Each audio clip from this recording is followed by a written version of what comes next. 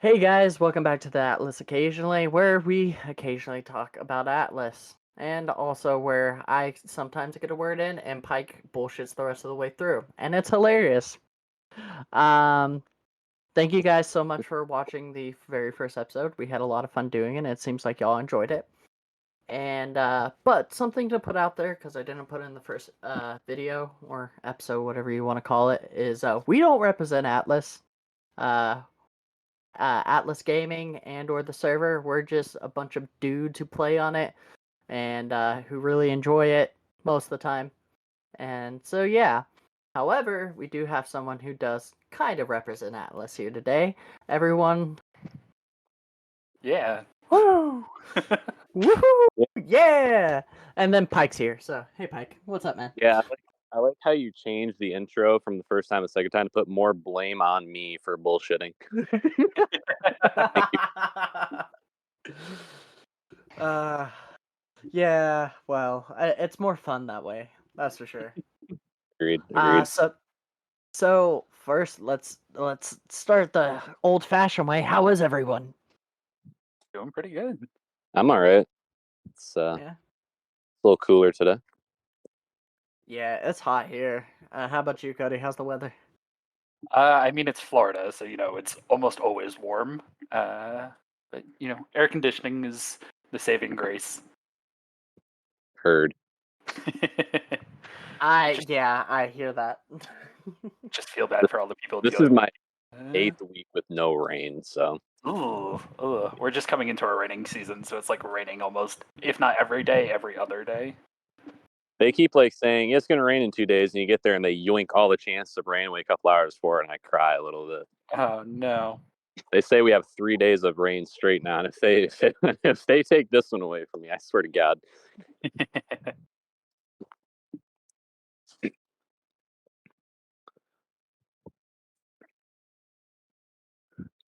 Shardy, you still there? Bueller. Oh, I'm here. I said not the rain, not the rain. Don't take it from us. Them damn aliens. They're taking all of our rain. Uh, Speaking of another UFO sighting recently, but that's not what we're here to talk about. Keep Cody. Could be. It That's my could name. be. Hello. We could. I was gonna say Cody. So we just had a devlogs this past Saturday, and I Indeed. pretty intense within it, even though it's kind of short.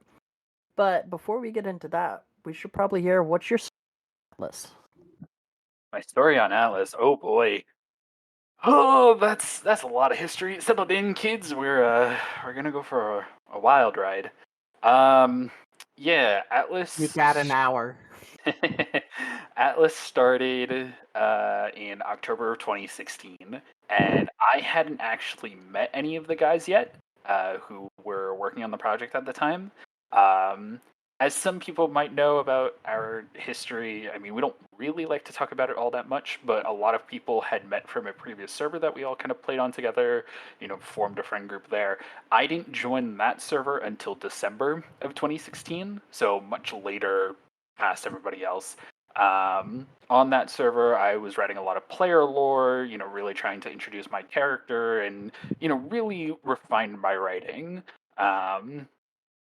Io was reading a lot of my writing and was like, oh, this guy is actually a really good writer, and invited me in February asking me, like, hey, do you want to come work on Atlas? This would be February of 2017. God, it's so long ago. I was like, yeah, that sounds really good. I get to further refine my writing. It's also my first foray into game design, which I was kind of like on the fence about for a while of do I want to go to school for doing something along these lines.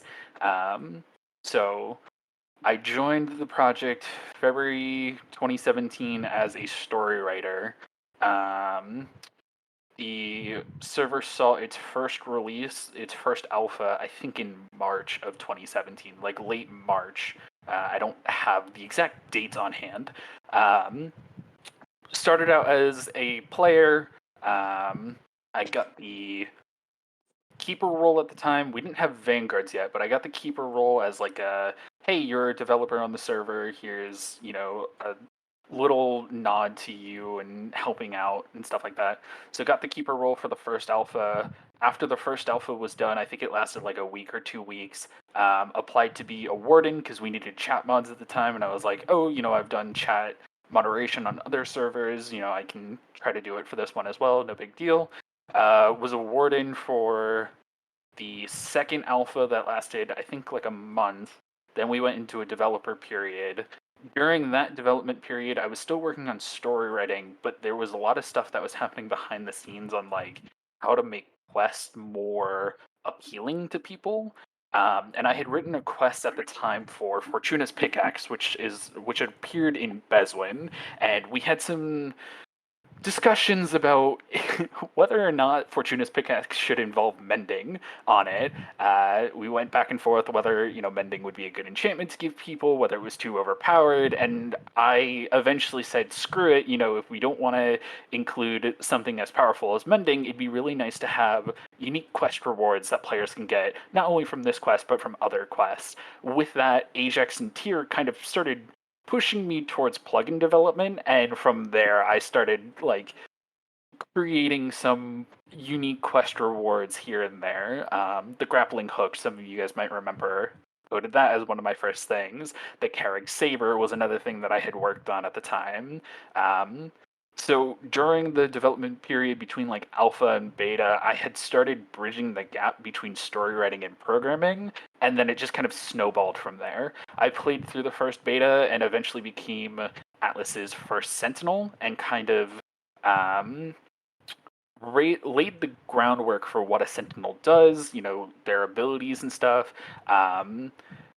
Helped kind of define the role as like, they really shouldn't be players that can interact in sieges because they can go and see what other players' bases look like, because they have to TP into another player's base to help them with stuff.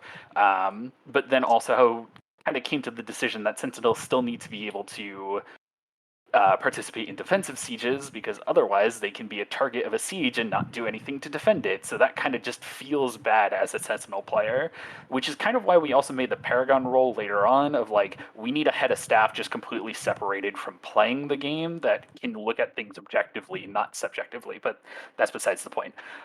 So became the first Sentinel, and then by the end of our first beta period, I was like, I really want to focus on development. As much as staffing is fun, I really want to take the time to focus on just writing and programming. And from there, applied to be Elder. The other Elders were stupid enough to accept me. Became the first not original Elder to join the project. We now have 3 additional new Elders, being Belloc, Terran, and Astris. But yeah, became the first not original Elder on the project. And then sort of became IO's right hand of like the assistant creative director for a lot of Atlas and stuff going on behind the scenes, helping him, test quests, to write quests, to program stuff that he needed done for Quest, all along those lines of also picking up more programming tasks along the line. And yeah, when we formed Atlas Game Studios, the actual LLC behind, the Atlas server and other projects that we hopefully plan to make in the future, everybody else was kind of taking on the C-level roles, so like CEO, CFO. I'm not CEO material. I knew that from, the day that we formed the company. I was 19 years old. I didn't know what I was doing. Didn't want to be CFO either. I'm good with my own money, but I don't know how to pay taxes, so I don't want to have to handle the company's money. So I lovingly gave myself a completely made-up BS title called the Head of Creative Logistics, which I term as somebody who kind of bridges the gap between the creative and programming team and can write a quest or a tutorial for programmers who need a tutorial written, or write a custom item or quest reward or whatever for a story writer who needs something special coded for them. So that's kind of the role that I fit into, sort of between these two worlds, which has been really fun, a fascinating experience. Yeah, it's helped me learn a lot of Java. It's helped me refine my writing style, which is originally what I wanted out of the Atlas project. And now we're here with a basically MMORPG on our hands. Fair enough, honestly. Yeah. I mean, kind of hard to follow up with all that because you've done a lot, and in over what 6 years now? Yeah. It'll My be boy, coming up 6 years on. and 10 minutes. Yeah. Actually, yeah, it has been 6 years. Oh my god. We're coming Well, up I on mean, 6.5. almost 7. Fuck, we're old. Ugh. Bro, okay, no, people have said that in the Discord about 30 times this week. Shut the fuck up, dude. Looking How at you, about you make me? Yeah, it's all these Murphy. people that are like, I joined the server when I was 14, now I'm 18. I'm like, I started working on the server when I was 16. I'm 23. I I need a started life. playing when I was 17, and then or 16, no, 17, and I'm about to turn 22. So like, I don't remember if I was 13 or 14, but I'm 18 now. Almost 19. Still so young. so I know. young. He has a whole life ahead. Dude, shut the fuck up. Anyways, yeah. So, what are some So you write quests and stuff. Is there any particular plugins you're known for? Uh, there's the cursed plugin known as Religions. Oh god, that plugin has changed hands so many different times, and I'm upset about the fact that I haven't gotten the positive side of that curse. Every single time that one of our developers has taken on Religions, they've gotten a job right away. I have not had the same luxury, so very upset about that. Um, I have worked on. It was previously called Unique Quest Rewards. Again, things that handled like the Carrick Saber and handles the grappling hook. It's now called Atlas Legendary Items because it's more involved and covers a more broad array of different items. And it felt nice to do a rebranding, especially because a lot of the code was rebuilt from the ground up. For programmers out there who understand going back at looking at like 2 to 3 years old code and going, I was an idiot back then. I could make this so much simpler myself now. Yeah, that's basically what I did. I've also worked on a lot of like behind the scenes plugins that players might, well, like Atlas Conversations, we don't talk about it a lot because it's not. It is player facing, but it's not player facing. When you start interacting with Quest, you'll see that there are portions that are um, like dialogue sections just between NPCs that kind of give exposition and just story. That was coded by myself and configured by IO. So you'll see a lot of these conversations going back and forth between NPCs. But again, it's not. It is something players will interact with by doing quests, but it's not something along the lines of like Tannery or Smeltery. One other program that I'm working on currently that we've only had one devlog about it so far, and there will probably be more about it in the future, is we're bringing the fishing plugin in-house. So I've been working on trying to get the fishing plugin to our standards and try to like implement features of stuff that we want to have available to players. Okay, great. okay. So we Quick can have question. more than one pike on the server? Dude, I gotta say, it was quite trippy when I came on and like I land in Talaria because this was back before you could land in the other NPC capitals.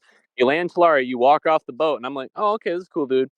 You catch some pike for me? I'm like, nah, they knew, bro. That's my Easter egg. People don't even know who I am. That's my Easter egg, bro. We'll say it was just for you. Exactly, dude. A legend. Couldn't even finish his quest, I don't think, right? But he was a legend. Okay, but are you talking? So, like you mentioned, like the chatting between the NPCs. Are you talking like when we interact with them, or do they just like randomly chat between each other, and we can like hear it? So while you're doing here, I'll give an example. When you're doing part of the Talaria quest, you'll have to go talk to basically the Council of Talaria, and they will start talking about like diplomatic issues going on at the time, you'll kind of be sitting there as like a newcomer to the conversation, and you'll start getting chat prompts of like, council member Donovan is saying this to one of the lords, and it'll just be like 10 pieces of conversation, like 10 strings of dialogue of conversation just happening in between all the different NPCs all at once, just establishing the story and what's going on. You did not just name him after him. I'm not going to reveal who, but did you really name him that? What, Lord Donovan? No, Yeah. there's actually two people named Donovan, which is really funny. Two people named Donovan in on Atlas, which is really, really funny to me. But hey, Donovan is a common name for, you know, the naming conventions that a lot of our NPC towns kind of follow. Talaria is more like Western European kind of naming conventions. The other Donovan appears in Styria, which is kind of more Americanized. It's kind of like kind of Wild West America is the best way to put it. Eastwind is very like Arabian sort of esque. The Shen are very Asian inspired. So yeah, a lot of our naming conventions come from different places, and Donovan just so happens to be a very common name. So It does overlap quite a few regions too, though. To be fair, yeah, even Eastern Europe in some ways. So I definitely got to say I'm excited to see how the quest I wrote out, because I did like 3 or 4 couple years ago that still were used. And I'm tempted to see how it goes, because I obviously had to drop from the dev team because life got busy. But I hope there's this one particular quest that you have to have Atlas main Atlas lore to, and I hope someone gets the reference. That's all I ask. You'll have to let me know which ones so that I can make sure that they're definitely in there. See, I Yeah, only yeah. know one quest that you wrote, and it's definitely not that one. Definitely. Yeah, I'll text you about it later, Cuddy, but Sounds good. yeah.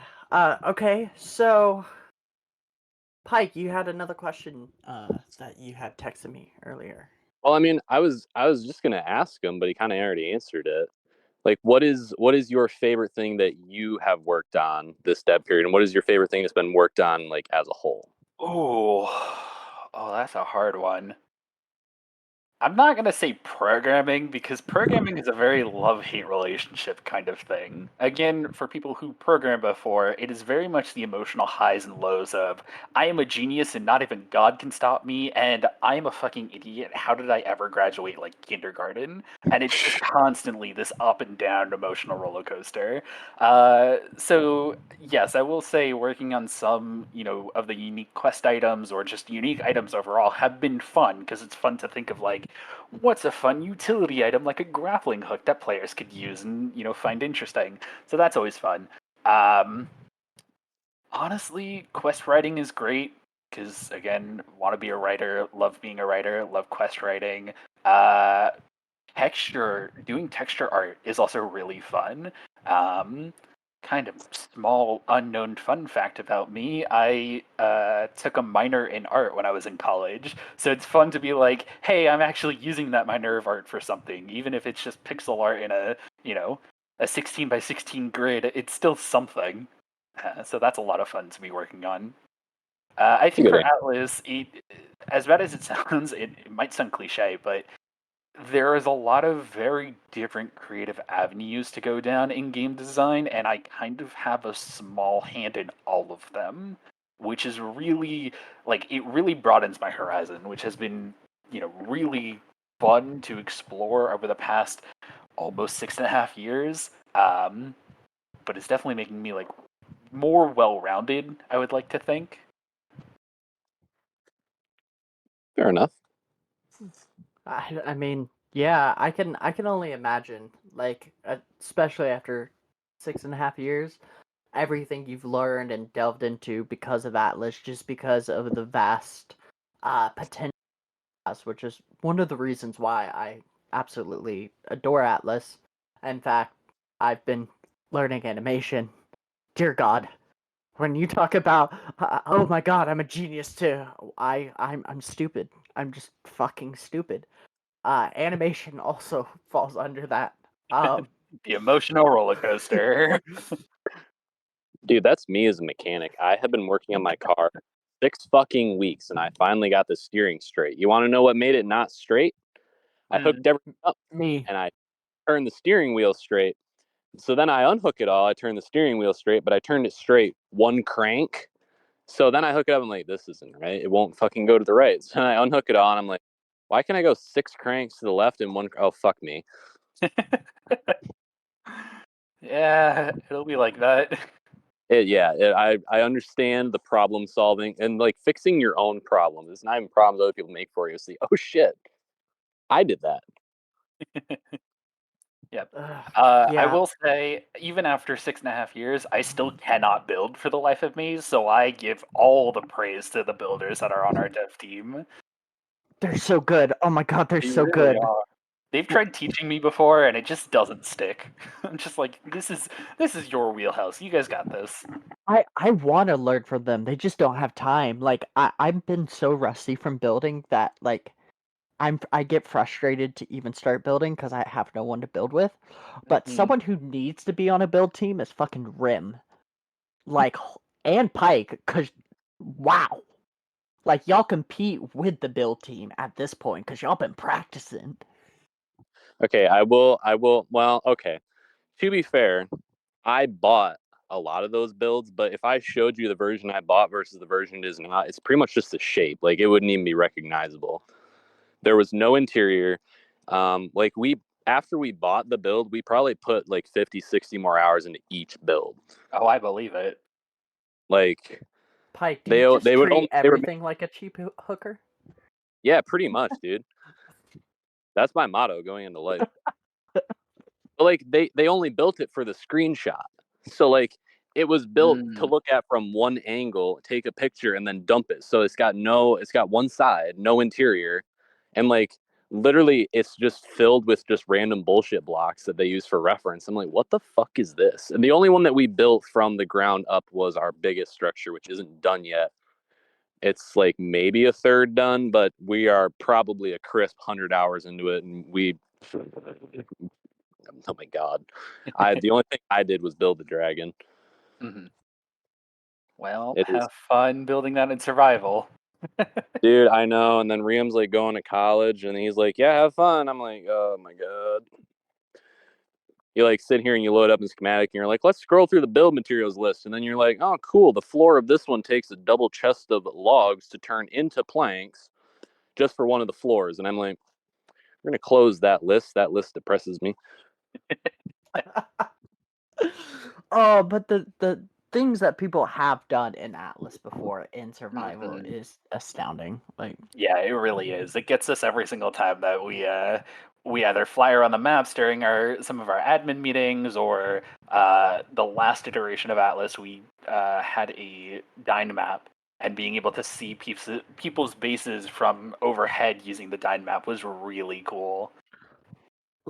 you sometimes you get people with massive like a land like a massive landmass like Songaria, they have the giant castle, and then you Mhm. get the people with the very like pretty places like New Onshea or Boomy.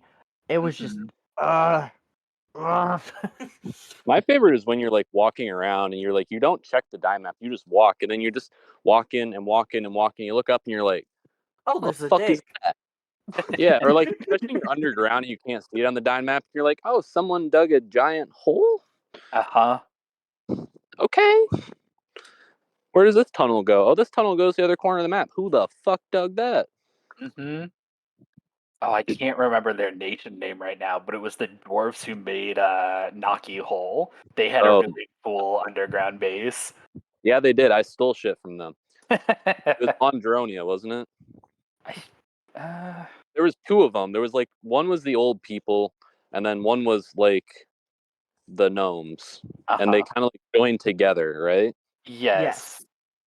So one of them was Londronia because they kept making the sock jokes, like, "Oh, where all the missing socks go?" or whatever. I don't remember. That was kind of quirky. I'm not gonna lie.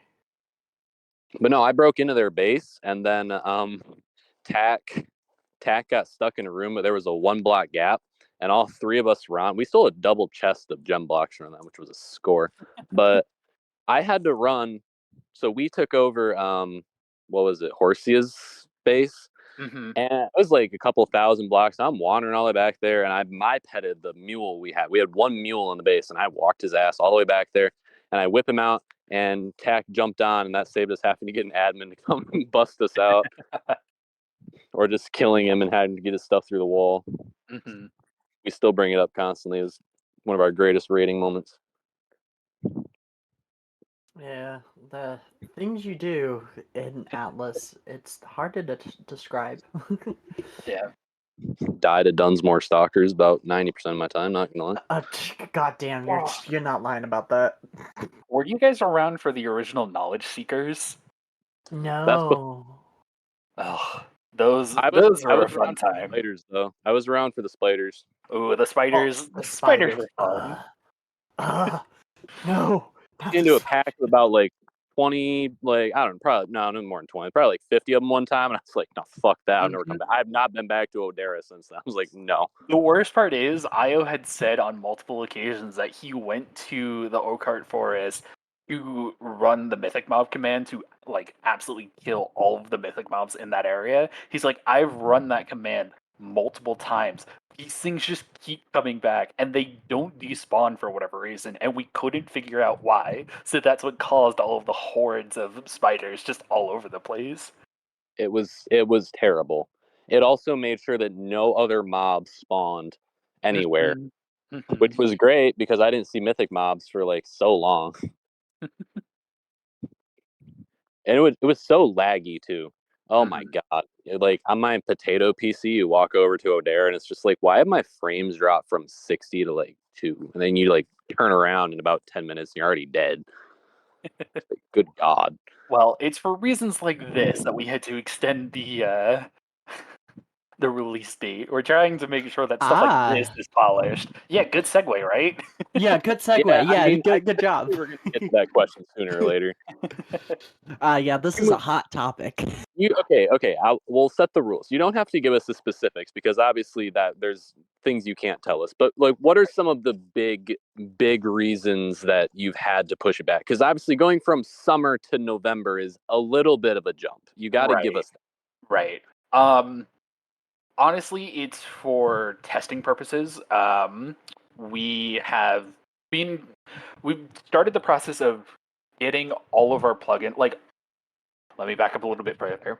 All of our plugins are developed sort of separately, not really in a vacuum, but like, here's plugins are tested on his machine, my plugins are tested on my machine, Atrius's plugins are tested on his machine, stuff like that, right? So they all work on all of these separate machines, all these separate environments, but a lot of the plugins have to like connect into each other. For example, Tier is like polishing from the ground up basically the entire nation system and diplomacy as a whole too. Astrus, on the other hand, is working on the outpost battle system, which relies a lot on the nation's system and diplomacy and all that stuff. So individually, those two systems work apart from each other, but now we have to be able to get them on a centralized server to make sure that they all work together and see if there's any bugs, which there probably is going to start being a ton of them, and it's just giving ourselves time to work through every part of that bug testing process. And that's just for programming stuff. That's not even talking about any of the builds that still need to get done, any of the quests that still need to be, polished, make sure there's no bugs in the quest, make sure all the quests are, polished and give the right rewards. We're now, seriously committing time to their texture pack. So we want to make sure our texture pack is done and in a good state to, release with the server. So it's all these like separate pieces that are really coming together now, but it's trying to work through all of them and all of the any problems that come up with putting them all together, that it's like we looked at it and we're like, we don't have the time to release this in summer. So it was a very unfortunate decision of like, we can and not be happy with what we're releasing, or we can push back a couple of months and be more confident about a release date, and also give us enough time to do an internal dev test, like a 2-3 week long internal dev test, to really see what works, what doesn't work, what needs to be completely refactored. So, yeah, it was a hard decision, but it was ultimately one that we had to make. I mean, fair enough. I think, if putting out something that's broken doesn't speed up the process anyway, because then you have Right. people sitting there breaking it while you're trying to fix it. Exactly. Cyberpunk 2077, for instance. It was also things that we wanted to overhaul at the time, but we were like, we don't feel comfortable overhauling these systems while players are still playing on the server. So it was like, we'd rather bring it down, do what we need to do, and then re-release. So I mean, yeah. I took it very lightly at first. I was disappointed later on in the day as it set in, because like I had been preparing for it. Because once again, I have a lot of projects I'm working on for Atlas in general. But it settled in. I'm just spending the time animating. I know there's a few people who felt like it was kind of a slap in the face, but you're gonna win some, you're gonna lose some. right. I just hope that we can have enough people for release. Right. I hope so too. I don't think that's a struggle at this point. Let's be real here. Most servers are dying at this point. Mineplex just died. Yeah. Oh, they got they got bought out and they're being restarted. Yeah. Really? I didn't hear about that. Yeah, he was an got bought out Overwatch by an pro. Overwatch. Yeah, Overwatch player. Yeah. That's funny. No, one of the other really nice parts about, having an actual deadline, or sorry, a release date, we all call it a deadline, but an actual release date is doing advertisement materials. I don't know if you guys remember Bork at all. Merry Borkmas, as we all like to say.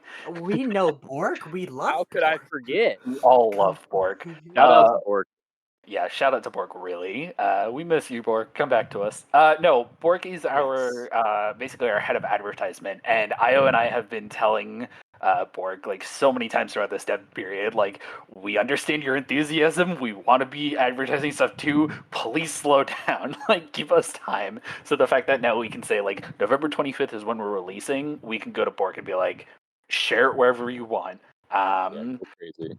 Bork has already been talking to Astris about doing Instagram stuff, TikTok stuff, YouTube Shorts, all these different like new. I don't want to say new because they're not new to us, but new to Atlas, because TikTok really wasn't that big when Atlas first went into its development period. But all these different like streams of advertising. Looking into all of those and actually having materials to say like November 25th, come join us. So yeah, instead of being summer. Yeah, summer, very vague. Yeah, I mean that is from June to September, my guy. Yeah. I will say, and this isn't something that will assuage anybody's, fears or disappointments, but I will just remind everyone a small, kickback sort of thing. Just remember, we're all volunteers on this project. As much as we would love to say we're paid employees, we're not. This is a passion project. It has been from day one. So life does, inevitably come first. If something comes up, people have to worry about that first. So yes, we would love to say we have the budget of CD Projekt Red and can get a game out like as soon as possible. But that's not realistic. That's not Atlas Game Studios. So don't worry, CD Red can't really get anything out either. But advertisement stuff, YouTube, TikTok. How do I get involved in that? Anyway, reapply to our dev team. I've tried contacting Io. Who do I contact now? Because Io doesn't respond. You really just threw him under the first bus that came around. Love it. Let me get back to you on that. I will see if Bork wants help with anything, what Bork wants help with, yeah, I will. And if your animation goes well, we might ask you to if we can use some of your animation stuff. I mean, I have nothing else to do because I don't have good internet at the moment. I can't even get on a Minecraft server, so I spend most of my time animating when I'm not working. So, Fair enough.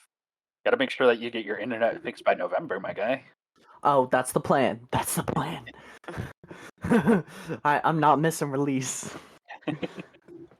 Okay. So Um, talking about getting paid, are we brainstorming new Patreon rewards here, or where are we at with that? Because we got a big old question mark from Tier about 2 months ago. Yes. So I don't know how much I can say about that, and I'm going to err on the side of caution. But Damn it. yes, I can assure you that there's been a lot of discussion behind the scenes of like what we can put up on our Patreon, different rewards for players in games. One of the easiest ones for us to do, and one of the biggest ones that players will be able to flaunt off is unique titles that they'll be able to get, and unique mount skins, which will be another big one. Yeah, I think obviously there was just like a bit of the thing last time where it was like, yeah, you get so many monthly coins to buy the things, but then like after a while you bought all the things, you know? Mm-hmm. So I think definitely doing something like that would probably be a little bit of a better approach for sure. Yes, there will be more cosmetics for people to enjoy on Atlas I to like. flaunt off and do stuff with. Well, that's good. I like. as one of the. Oh, go ahead, Pike. No, sorry, I couldn't hear you because you were low key dying. Oh, okay. Well, I'm dead now. Is one of the cosmetics a Terran body pillow? With him becoming an elder, there has been much talk about trying to persuade him into, hey, can we make a Terran body pillow? He's not come around to the idea yet, but we are pestering him with it. You can probably order one of those on like Rapid Print Tees, right? Probably. Oh, I hands Or down. if there's a will, there's a way. And if somebody does, Give me please Aaron's send me address. a picture. I'm logging on right now. I'm good buddies with them, bro. I'll do it right now. Um, Five likes on the podcast, and I'll order a Terran body pillow for Atlas release. Pinky promise that will No, exist. we'll go in together. We'll buy 3, and then we'll give them away to someone in the community. Oh shit, that's a good idea. Okay, wait. No, we can set. Ooh, we could set rules. Okay, we could bid it away and donate it to the server. We could bid one away. We Oh, could dude, that bid would be one. great. We could give one away. We could bid one away, and then we'll send one to Terran. How about that? We'll order 3. Perfect. As long as it's okay with Terran, we'll have to talk to him about it. But I I think don't that's a fucking brilliant fuck thing. you, Terran. No, Do it we for the love server. you, Aaron. we We're love you, making money Terran. for you. If he Um, doesn't want it, I'll do it myself. I don't care. yeah. Well, there's plenty of people we can sell or send a Terran body pillow to. Like it's in high demand, and there's just like no supply. There's So we need to no fix that. stock.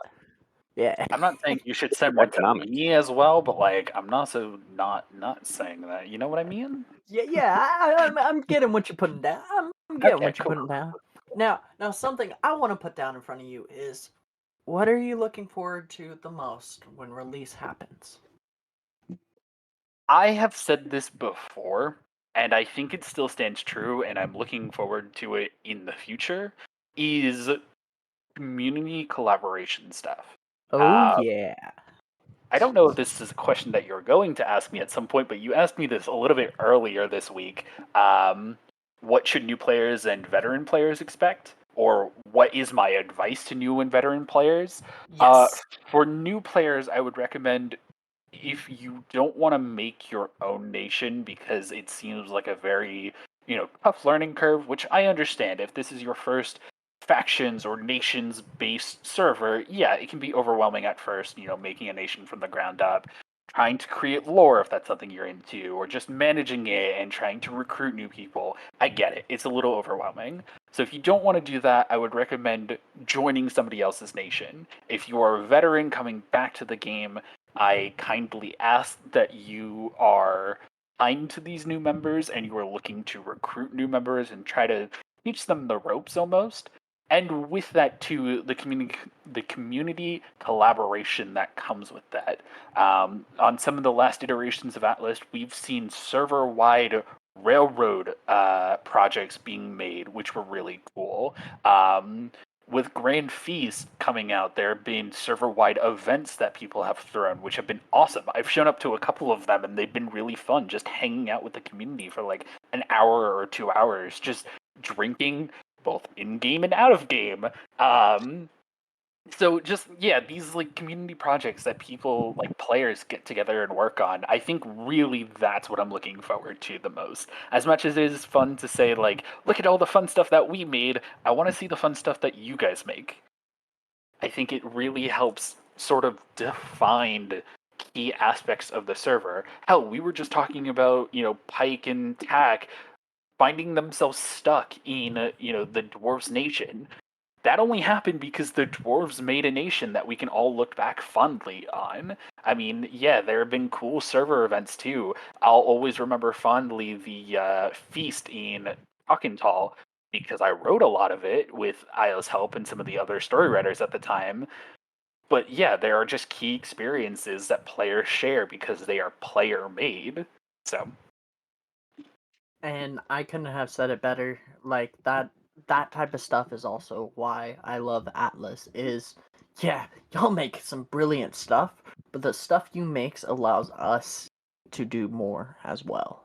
It allows us to have more interactions, more creativity, and more community. And it's fantastic. For I sure. could go on like 2 trails with that, maybe. Go for it. Dude, I think the first thing is for the devs is obviously, we have a release to worry about now, but in the future, the more open-ended features y'all give us, the greater the capacity for that becomes. And that's a 2-lane street. In one, the devs have said ideas are hard enough, good ideas at least. So it comes community, say what you want, and devs,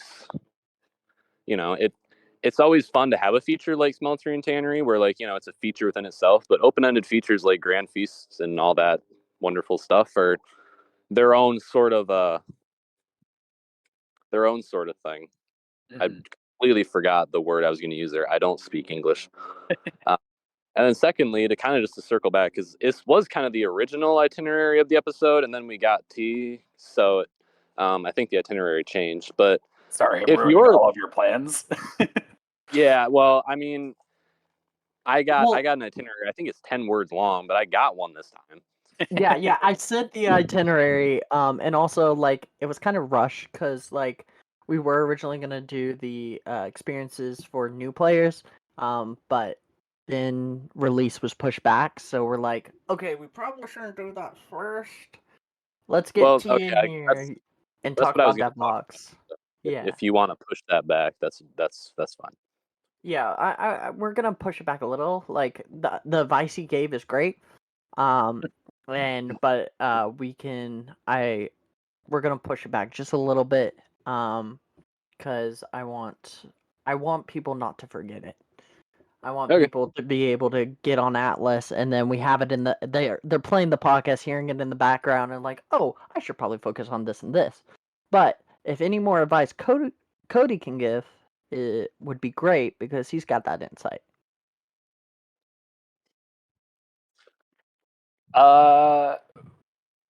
You'll probably want to make gems at some point. Do something that you find enjoyable to make gems. I know that sounds really stupid and probably very simple, but it is, I mean, kind of self-explanatory. If you like doing dungeons, do dungeons. It should be a viable method to make gems. If you just want to sit around and cut logs all day, there's a log vendor that'll help you make gems. You want to go do quests give a decent amount of gems. So do what you want, what you find fun to go make your currency. Which red light district's more popular, Kishin or Teleria? Well, Talaria. there's a peeping Tom in Talaria, so I can tell you that much. It says on the old wiki that Talaria likes whoring, and we're really going to debate which one has a better red light district. Come on. I've read that old wiki lore. You can't get that shit past me. Didn't you write that old wiki lore? I did not. Oh. That was Who before. did? I think my name is still on the keepers section of the old wiki. It might have been Turtle. Knowing Turtle, that might have been something that he wrote. That That is does something sound Troy would like Turtle. grasp. Yeah. Yeah. That's definitely what it was. Mm-hmm. No, yeah. dude, I've gone to that old wiki for information more than once, and it is my secret little gem of shit that nobody else knows about. I will not be sharing it. Only I know how to find it. Not true, but I like to think that. We're hoping to have the website updated entirely, if not for release, shortly after release. So things like finding a wiki will also be available on our website. Also, if anybody wants to post memes and you don't want to spam off topic, there's an Atlas Reddit. There is an Atlas Reddit. That you That's used what- to run. And Yeah, also, and then- there's an NSFW one for Insula as well. There is. Yes. I don't remember the r/ for that, but that does exist. And I believe there's only one post on it right now, and it's someone stuck in a ladder because of a joke that I never understood. It's r/Atlas in NSFW. That's all it Okay. is. Oh my god. We have more behind the scenes that never got posted too. So if you're interested, come find me. I'm interested, but if you're a child, do not look. It is not 18, or it is 18 plus. If you're not 18 plus, I can't Yeah. recommend it. Yeah, don't we don't condone that if you're not 18 plus. Good warning. Good warning. Yeah. Shout Totally. outs to Toma. Yeah, also I Don't don't need all recommend that. watching this if you're under 18, because I think last time we talked about panda sex and fondling little boy balls. The shit I got for that too. Oh, let me tell you about this animation I'm about to post right after this podcast. Oh boy. Is it a continuation of what you sent me a still shot of, or is that just a still shot? That's just a still shot. No, this is a completely different thing, but it's a nice little surprise for you, Pike. God fucking damn it! I've literally I've had anxiety about this today. He texted me a couple hours ago. He's like, "You're gonna hate me for this animation." I'm like, "Fuck!" He has my character. Have fun with that. He's gonna do some non shit right now. He's gonna do some ditter shit for real. No, it actually doesn't involve your character at all. Oh really? Okay, I don't Yeah. care then. Yeah. So. Will I care? You'll laugh, maybe. That or you'll hate me. Like, there's no in between here. There's no in between. Okay. Yeah, I'm not gonna lie to you. But all right, we got 13 minutes left. How shall we proceed forward? I want to ask Cody, how does it feel to not be the only promoted elder anymore, buddy? I mean, Belloc just, no offense, Belloc, but you weren't promoted. I mean, you were, but you weren't. I mean, he understands what I mean. But Yes. Terrence and Chris are a little bit of a different story here. It's nice. It's nice to have. How do I say this without sounding really mean? You're not the new kid on the block anymore. Yes. It is nice to have 2 additional people that we can kind of dump work onto. I know that sounds really wrong, but like 2 people that it's like you are privy to the weekly Atlas admin meetings, and you really get to see what happens behind the scenes and the amount of stuff that us other admins like go through. So having 2 additional people there to understand and help us work on stuff that our other devs don't necessarily either get to work on or can't necessarily work on is very nice to have. It's also nice that we're still kind of keeping this balance between programmers and creative people. Like Astris is another programmer. Like I said in our devlog, he's kind of been acting as Tyr's right hand for quite some time now. And then having Terran be the other side of that coin of he is the build team leader. He helps coordinate all the builds, all of the builders, tells the builders what to do. It's nice to have 2 more people that can balance out this workload for us. And especially now that we are settled into November 25th, it's nice to be like, oh god, oh fuck, we have a deadline. but we have 2 more people on board to, kind of help us out. So That's understandable. Shout outs Terra and Astrius, by the way. I mean, y'all, welcome they aboard, do talk guys. in the Discord a decent amount too. So general shout out to them. Not that I talked Wait, to either of you, so my shout out probably doesn't mean jack diddly fucking shit to you. Shout out. Astrius is Asimfir? And Asimfir is Sovius? God damn. See, y'all might laugh, but I did not know that. Savra is Aid? What's gonna be really interesting is trying to figure out how to Terran's already been worked into the lore a lot because he was Paragon for a much longer time before he became an Elder. So in New Naru, Terran has a NPC sitting at the Elder's table named Paragon Terran. We're gonna have to figure out how to make Elder Astrius just become a character and introduce him all to, the player base. So that'll be a fun project that I have to work on over the next month. Dude, do the classic Atlas. He came from the obelisk. I mean, it's your catch-all, dude. He It came from the is. obelisk. Ooh, fucker came from the obelisk. He's cool now. I mean, it's a get out of jail free card. Let's be real here. Mm-hmm. This is true. Yeah, what was that? Huh? What'd you say? I said that's what you did. Well, that's fair. That's fair. I don't know. There's a lot of scapegoats in Atlas. It's kind of nice. That obelisk is really, really convenient. You got the obelisk, and you got these magic fuckers over here, and you got all this shit. You got the ancients. Yeah. There's so It's much. the convenient part of game, though. You know what I mean? Like, I think Yeah. every game has one. Like, we can poke fun of Atlases, but let's be real here. Everybody has one. I got a question for T. Oh boy, I might have an answer for you. So this is lore as normal for me. Do Oh, you think Atlas is a melting pot for like Atlas multiverse since it pulls people from other worlds? Welcome to the new Nara quest line. Oh shit! You guys will get to explore kind of the downsides of the obelisk pulling everybody in from all these different places. Of everything from housing shortages to people just don't get along. So that will make up the majority of the first major quest campaign that players will get to experience. So New Naru is just Detroit, is what you're telling me?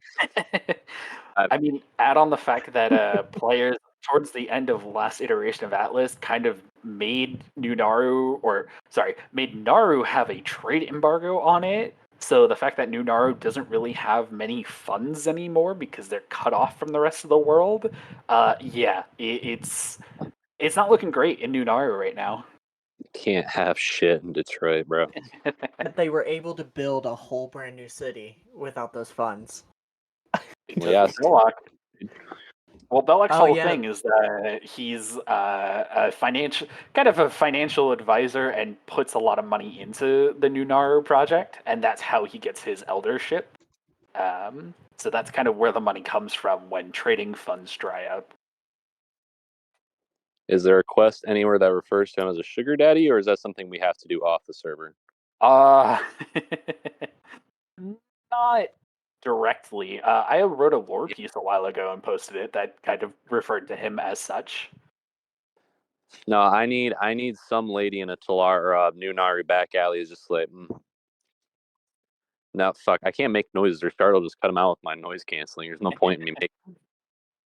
I'm not gonna What I really always want- cut them out. It's just I'm trying to make the audio sound nice. Jeez. No, I understand because I'm tramping on dead leaves. But for people who listened to the last one, there was a joke about shards sucking off the elders, and I made associated noises, but they got cut out with the noise reduction. So there's just kind of dead spots in there. That's what those were. I see. Well, if anything, you can always just say to actual Belloc that he's a sugar daddy. There's always that. Do I recommend dude, it? No, but I I've would had no love to call interaction. Belloc a sugar daddy. That would be hilarious to me. Get him on the Uh, that- podcast. get him on the podcast. Get him on on the the podcast. podcast. Do you even know what's going on? No. Sugar daddy? Yes. No offense, Belloc. Love you. Don't know you. Love you. Don't know You're you, not gonna but listen to love this. you. Yeah. You're great. You're not We gonna listen to this. appreciate you for everything you've done.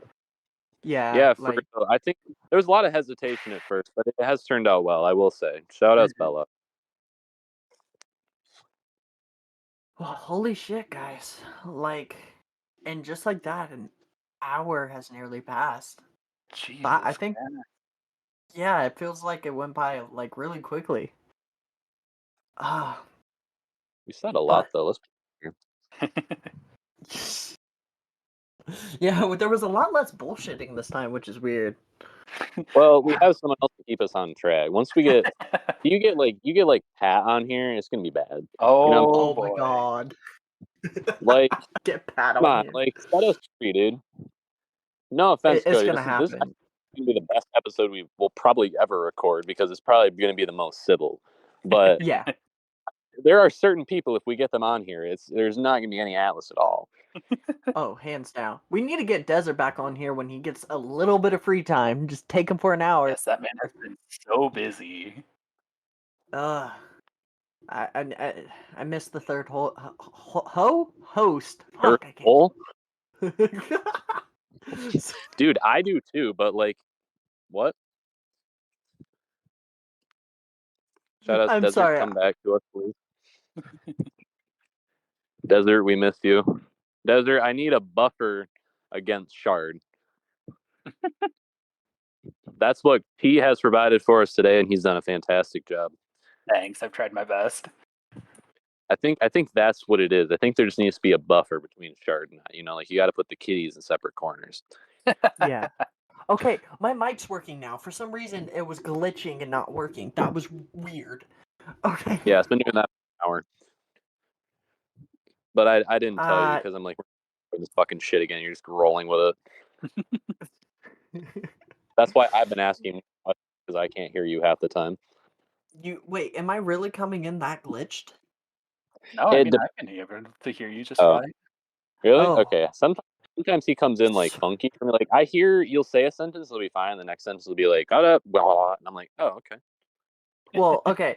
So Cody, majority of the time I've been coming in through okay, right? Yeah, for what I've been able to hear. Perfect. Okay, I'll take his works word. out. You got better internet than me. Yeah, as long as Craig can hear us. Shout out to Craig, even though you're a robot for recording this. Fuck you, Craig. No, bitch, tell him, dude, this guy, when you load him into the server, he goes, da-da-da, now recording, in like the creepiest fucking voice. It's not cool. The voice reminds me of this book called Dungeon Crawler Carl. Like that voice reminds me of the audiobook for that. Highly recommend that book. It is hilarious and it is so good. Mwah. So if you get a chance, listen to that. Wish I had a chance to read books, bro. It's an audiobook. It's an audiobook. Oh, I don't listen to audiobooks. I can, but I don't know. Like I can take in information like multiple ways. Like I can do audio and like touch and read. I can do like all of it pretty well, but like I can't do audio. But like if it's story, I can't do it. If it's like just fact information, I can do it. If it's story, I can't do it because I have to like engage my brain for that. You know what I mean? I get you. And What's weird is I don't. Go ahead. Sorry. Oh no, it was a bad joke. Go ahead. I was just gonna say I kind of agree that I don't think I'd be able to do an audiobook very well, but then again I listen to Critical Role as like a podcast, so shout out to anybody who listens to D&D podcast out there. But yeah, Critical Role doesn't bother me just listening to it or like having it on a second monitor while I'm working on something. So it's weird. Yeah, I like listening to Charlie Slime Sickles' group playing D&D. That's pretty entertaining. So, but I don't listen to podcasts. I really should, to be honest. They're fun. Yeah. I know they would be. It's just like I don't know. That's another one that just tricks my brain. You know what I mean? Like I gotta focus. I don't know. Mhm. Like there's some I used to not do podcasts. I couldn't do podcasts, and now that I have the job that I have, I smash out hours of them every week. Mhm. Like it's just so. I'm getting used to it, but there's still some I just can't do. Well, guys, I think we're gonna have to call it right there. T, would you like to tell everyone bye? Goodbye, everyone. Thanks for having me on the show.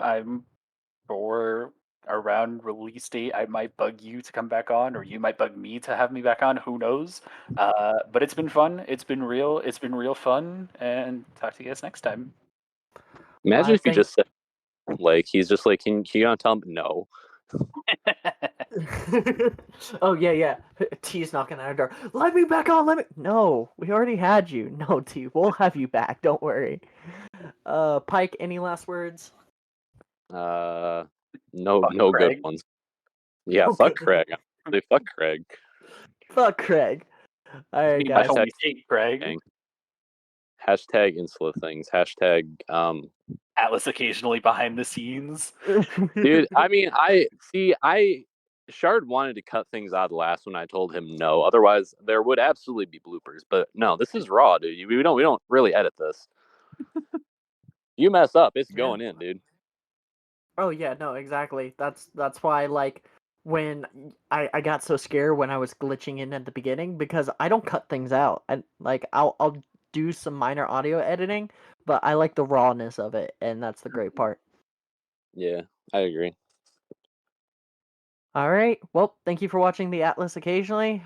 Today we actually talked about Atlas, and we Holy got to bring on a magnificent person. That's Cody. So yeah, Make you blush.